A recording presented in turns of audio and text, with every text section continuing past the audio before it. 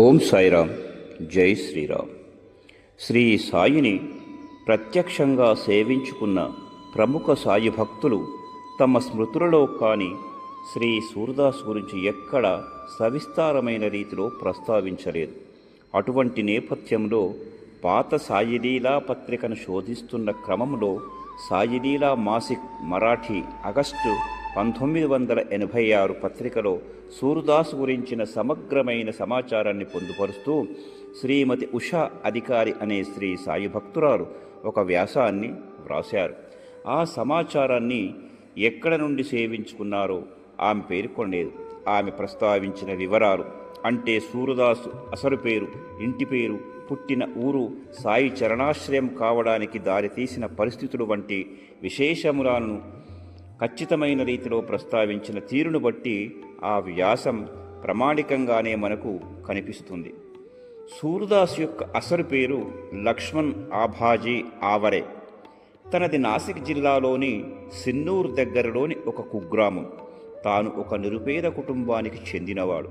తాను పుట్టగానే తండ్రి చనిపోవడంతో తన తల్లి ఆ పని ఈ పని చేసుకుంటూ పిల్లవాడిని పోషించుకోసాగింది.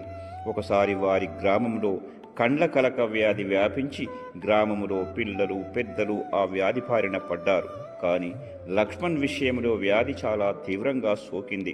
తన కండ్ల నుండి ఒకటే ధారగా నీరు ప్రవహించసాగింది. కండ్లకు అతి దట్టమైన పులుసు కట్టసాగాయి. రాను రాను చూపు కూడా మందగిస్తూ కొన్ని రోజులకు పూర్తిగా కంటి చూపు పోయింది. పిల్లవాడు పడే వేదన చూసి ఆ పేద తల్లి హృదయం తల్లడిల్లిపోసాగింది. ఎవరు ఏ ఔషధోపచారం చేయమంటే అది చేసేది, కానీ ఫలితం మాత్రం శూన్యంగా ఉండేది. కానీ భగవంతుడు ఆ కుటుంబంపై కనికరించడం చేత వారికి పరిచయస్తుడైన ఒక గృహస్థు ఆమెతో శ్రీ సాయిబాబా అని అందరిచే పిలువబడే ఒక మహాత్ముడు షిరిడీవాసి అయి ఉన్నారు.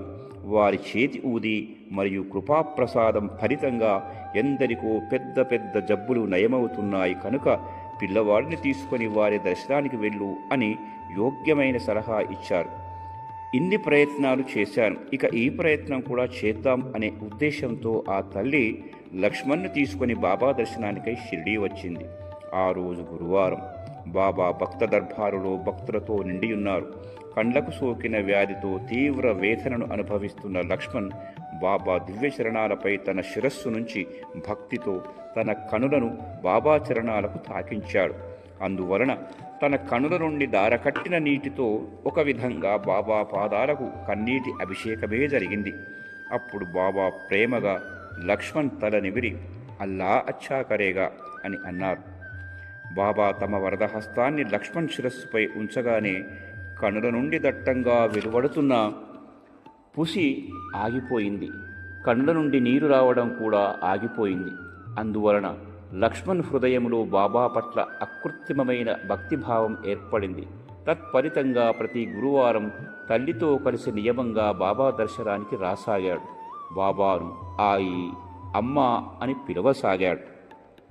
అలా కొన్ని రోజులు గడిచాక ప్రారబ్ధం తన ప్రభావం చూపించడం వలన ఎవరో లక్ష్మణ్ తల్లి హృదయంలో అనుమానపు బీజాలు నాటారు. పిచ్చిదానా, వైద్యుని వద్దకు వెళ్లకుండా ఆ పకీరు వెనకాల పడితే ఏమి వస్తుంది? అరే, దర్శనంతోనే కళ్ళు బాగయ్యేటట్టయితే ఇక గుడ్డివాళ్ళుగా ఎవరూ ఉండరు కదా. మీ అబ్బాయిని ముంబాయిలోని జేజే ఆసుపత్రికి తీసుకొని వెళ్ళి చూపించు, అప్పుడేదైనా ఫలితం ఉంటుంది అని చెప్పారుట. ఆ అమాయకురాలైన తల్లి ఆ మాటలకు ప్రభావితం అయింది. లక్ష్మణ్కు ఇష్టం లేకపోయినప్పటికీ ముంబాయికి తీసుకువెళ్ళింది. వెళ్లే దారిలో లక్ష్మణ్ ఒంటిపై పెద్ద పెద్ద బొబ్బలు లేచి తీవ్రమైన వేదనకు గురిసాగారు. తాము చేస్తున్నది సరియైనది కాదు, అందువల్లనే ఇలా వేదన పడవలసి వస్తున్నదని లక్ష్మణ్కు అనిపించసాగింది. కానీ తన తల్లి ముందు తన మాట ఏమీ చెల్లదు. అయిష్టముగానే జేజే ఆసుపత్రికి వెళ్ళాడు. అక్కడ ఒక వైద్యుడు లక్ష్మణ్ కళ్ళను దాదాపు 1 గంట సేపు నిశితంగా పరికించి ఇక ఈ జన్మలో చూపు వచ్చే అవకాశం లేదు అని తేల్చి చెప్పేశాడు. దాంతో లక్ష్మణ్ తల్లి తీవ్ర నిరాశకు దుఃఖానికి లోనైంది. కానీ లక్ష్మణ్ మాత్రం ధైర్యంగా ఉన్నాడు. వారు తిరిగి తమ గ్రామానికి వచ్చేశారు. లక్ష్మణ్ తన మనసులో ఇక ఎవరూ ఏమి చెప్పినా ఏమి చేసినా తనకు చూపు వచ్చినా రాకపోయినా బాబా చరణాలను మాత్రం వదిలే ప్రసక్తే లేదు అని మనసులో గట్టిగా సంకల్పించుకొని తాను ఒక్కడే షిరిడీకి వెళ్ళాడు. తాను ఎప్పుడూ బాబాకు సమీపంలో కూర్చునేవాడు. గ్రామంలో భిక్ష చేసుకుంటూ ఉదరపోషణ చేసుకునేవాడు. బాబా కూడా తమకు వచ్చిన నైవేద్యాలలో నుండి ఏదో ఒకటి లక్ష్మణ్కు ఇచ్చేవారు. శ్రీ సాయే నా పరమదైవం, ఆయనే నా కంటి వ్యాధిని నయం చేస్తారు. ఈ రోజు కాకుంటే రేపు, రేపు కాకుంటే ఎల్లుండి నాకు కంటి చూపు వస్తుంది అనే దృఢ విశ్వాసంతో లక్ష్మణ్ బాబా వెన్నంట నీడలా తిరిగేసాగాడు. బాబా ధ్యాసలోనే ఉండేవాడు. బాబాకు కనుల నిండా దర్శించుకోవాలని తనకు తీవ్రంగా అనిపించసాగింది. ఏ విధమైన ఔషధోపచారం లేదు. బాబా యొక్క అఖండ సాన్నిధ్యం మరియు బాబా ముఖం కడుక్కున్న నీటిని కనులకు పూసుకోవడం మాత్రమే తాను చేసే ఉపచారాలు. తాను అంధుడైన భక్తుడు కావటం వలన అందరూ అతనిని సూర్దాస్ అని పిలిచేవారు. ప్రఖ్యాత సంత్ కవి సూర్దాస్ కూడా అంధుడైన భక్తాగ్రేసుడు కావడం వలన అదే భావంతో అందరూ లక్ష్మణ్ను సూర్దాస్ అని పిలిచేవారు. ఒక నెల గడిచిందో లేదో తనకు కనులు కొంచెం కొంచెముగా కనిపించసాగాయి. దాంతో బాబాపై తన భక్తి శ్రద్ధలు ఇంకా వృద్ధి చెందాయి. కానీ బాబా యొక్క మూర్తిమంత రూపాన్ని స్పష్టంగా దర్శించుకోవాలన్నది ప్రగాఢమైన కోరిక. ఆ కోరిక తన ప్రియతమ దైవానికి తెలియకుండా ఎలా ఉంటుంది? ఒకరోజు బాబా భక్త దర్బారులో భక్తులతో నిండియుంది. వారిలో నూర్దాస్ కూడా ఉన్నాడు. ఆ సందర్భంలో బాబా ఉన్నట్టుండి తమ స్థానం నుండి లేచి లక్ష్మణ్ వద్దకు వచ్చి అతని ఛాతిపై తమ 2 చేతులతో గట్టిగా చరిచారు. అక్కడ ఉపస్థితమయ్యున్న వారికి బాబా అలా ఎందుకు చేశారో బోధపడలేదు. కానీ బాబా యొక్క ఆ దైవికమైన చర్య లక్ష్మణ్ జీవితంలో అత్యంత భాగ్యవంతమైనదని మరియు తన జీవితానికి వెలుగుతో నింపిందని వారందరికీ కొన్ని క్షణాలలోనే బోధపడింది.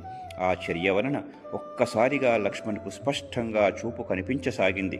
తత్ఫలితంగా బాబా యొక్క మనోహరమైన మరియు మంగళకరమైన రూపం కనులకు దర్శనం కావడంతో తన ఆనందం అంబరాన్ని అంటింది. తనలో అష్టసాత్విక భావాలు జాగృతమయ్యాయి. అపూర్వమైన శాంతి ఆనందాలు అనుభూతులయ్యాయి. శ్రీ సాయి దివ్య అనుగ్రహంతో తనకు చూపు రావడం అనే ప్రత్యక్ష అనుభవాన్ని పొందడంతో శ్రీ సాయి సాక్షాత్తు పరమేశ్వరుడనే భావం తన హృదయంలో పూర్తిగా దృఢపడసాగింది. లక్ష్మణ్కు దృష్టి తిరిగి రావడంతో అతడిని తిరిగి తన తల్లి వద్దకు వెళ్ళమని చాలామంది సలహా ఇచ్చారు. కానీ తాను మాత్రం బాబాను వదిలి వెళ్ళేది లేదు. తన తల్లి, తండ్రి, ఆధారం అంతా సాయి మాత్రమేనని, ఆయనను వదిలి ఎక్కడకు వెళ్ళే ప్రసక్తే లేదని లక్ష్మణ్ తేల్చి చెప్పేశాడు. తనకు చూపు వచ్చిన తర్వాత బాబా కోసం, భక్తుల కోసం బావి నుండి నీటిని తెచ్చే పని తాను ఎంతో భక్తితో చేసేవాడు. ఎవరు ఏ పని చెప్పినా తాను కాదు అనకుండా చేసేవాడు. బాబాకు అత్యంత భక్తులు పంపే పార్సళ్లను తేవడం, షిరిడీ నుండి భక్తులకు ఎవరైనా ఏదైనా పంపాల్సిన పార్సళ్లు ఉంటే వాటిని పంపడం వంటివి తాను చాలా శ్రద్ధగా చేసేవాడు. ఆ పనులు చేసేటప్పుడు ఇంకెవరి సహాయం లేకుండానే తాను ఒంటరిగా చేసేవాడు. ఎవరైనా ఏదైనా ఇస్తే దానితో తన ఉదరపోషణ చేసుకునేవాడు. ప్రతిరోజు ఎంతో భక్తిభావంతో బాబాను ప్రార్థించేవాడు. బాబా యొక్క నిత్య సాన్నిధ్య భాగ్యం, ప్రేమ తనకు ఎల్లప్పుడూ లభించాలనేది ఆ ప్రార్థన యొక్క హేతువుగా ఉండేది. సూర్దాస్ పేదవాడు, బోలాబాలా భక్తుడు. బాబా కృప వలన తనకు దృష్టి తిరిగి వచ్చినప్పటికీ తన గ్రామానికి తిరిగి వెళ్ళలేదు. బాబా భక్తులకు సంబంధించి ప్రతి పని తాను చిరునవ్వుతో చేసేవాడు. బాబా భక్తులకు సంబంధించి తాను ఏకాంతంలో హృదయపూర్వకంగా చేసే భజన, తన యొక్క సేవ పట్ల బాబా ఎంతో సంతోషించేవారు. తత్ఫలితంగా తాము సమాధి చెందేంత వరకు తమ సన్నిధిలోనే ఉంచుకుని భగవంతుని యొక్క అఖండ సహవాసాన్ని సూర్దాస్కు ప్రసాదించారు. బాబా తనకు అప్రతిమైన ప్రేమను పంచారు. భక్త శ్రేష్ఠ మండలిలో తనను ఉన్నత స్థానంలో కూర్చోబెట్టారు. నా వాళ్ళుగా ఎవరైతే అవుతారో వారికి కాయా వాచా మనసుతో నేను రుణగ్రస్తుడను అని దైవిక సూక్తిని సూర్దాస్ విషయంలో బాబా స్వయంగా చేసి చూపించారు. సాయి స్మరణ అనే గ్రంథము నుండి గ్రంథకర్త విజయ్ కిషోర్ గారు అందించిన అమూల్య కథే ఈ యొక్క అందభక్తుడైన సూర్యదాస్ కథ వీడియో రూపంగా మీకు అందించడం జరిగింది. ఈ యొక్క రచయిత గారికి ఆ బాబా అనుగ్రహం ఉండాలని మనస్ఫూర్తిగా ప్రార్థిస్తూ మీ శరత్ కుమారాచార్య.